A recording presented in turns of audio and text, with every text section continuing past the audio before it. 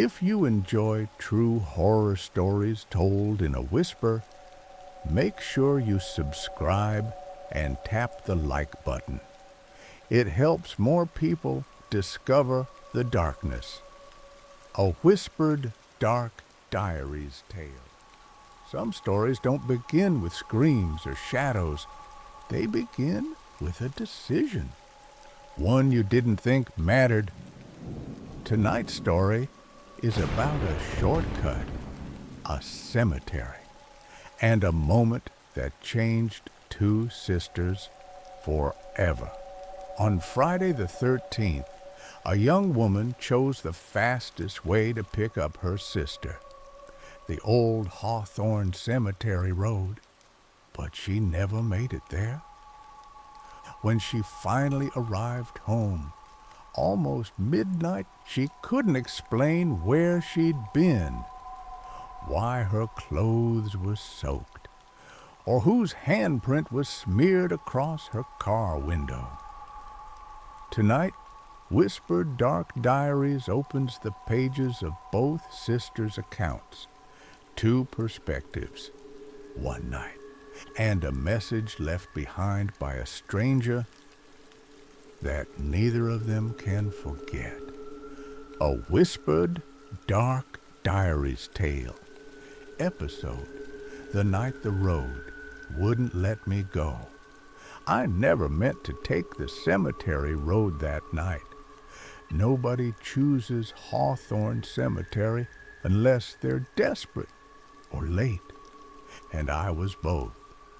My sister had already texted me 3 times. Are you close? It's getting dark. Please don't take long. So I grabbed my keys, jumped into my Honda, and went the quickest way I knew. Clouds were bruising over the sky, heavy and swollen with rain. The moment my tires crossed the rusted cemetery sign, the radio cut out. No static, just a thick, suffocating silence. Then I saw her, a woman standing between 2 headstones. No umbrella, no bag, no expression. Her dress was soaked, though the rain hadn't even begun. I slowed down, instinct fighting with fear. Ma'am, are you okay? She didn't look at me, didn't blink, didn't acknowledge anything except her own slow breathing. Something in me whispered, "Drive," so I did. But the road ahead felt wrong.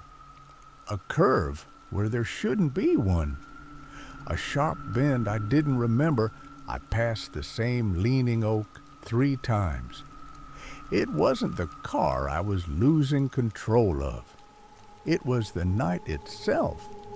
I pressed the accelerator, and then everything went black.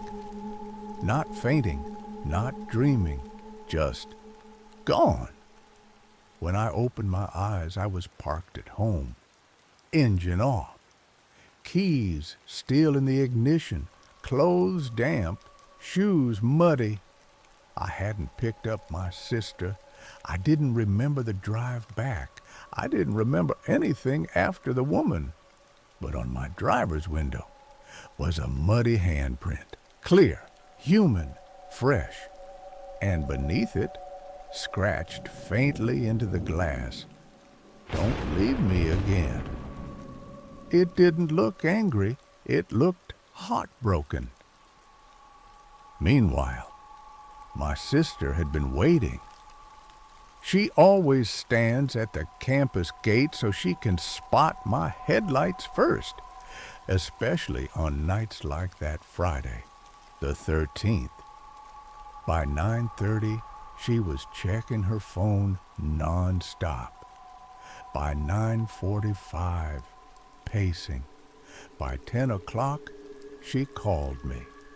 It rang once, then died. She called our mom, but that led to a lot of unanswered questions. At 10:12, she got a text from me that said, "I'm almost there." But something about it was wrong. No typing bubble, no delivered mark, no voice on the other end when she called back. She waited until 10:40 before finally getting into a cab. When she got home, the house felt like it was holding its breath. At 11:59 p.m., my car pulled into the driveway. A minute before the date changed, a minute before the night ended, she ran outside. I didn't get out of the car. I just sat there, head resting on the steering wheel, cabin light glowing over me like I had returned from somewhere far darker than the night outside. When I stepped out, she said my eyes looked empty, not sad, not afraid, just gone. She asked where I'd been. I couldn't answer. The next morning, she walked past my car and froze. The muddy handprint was still there, 5 streaks dripping downward, and under it, the faint message, "Don't leave me again." She told me later that she felt it in her spine, that it wasn't meant for her, and it wasn't meant as a threat. It was a reminder of something I had forgotten the moment my memory went dark. Something I left behind or left waiting, and something that didn't stay in the cemetery. We think fear is born from monsters and impossibilities, but fear is simpler. It's the moment a familiar road becomes unfamiliar, when your memory betrays you, when your car ends up somewhere you don't remember driving, when someone's handprint appears on your window, someone you don't recall touching it. Some roads aren't haunted by the dead.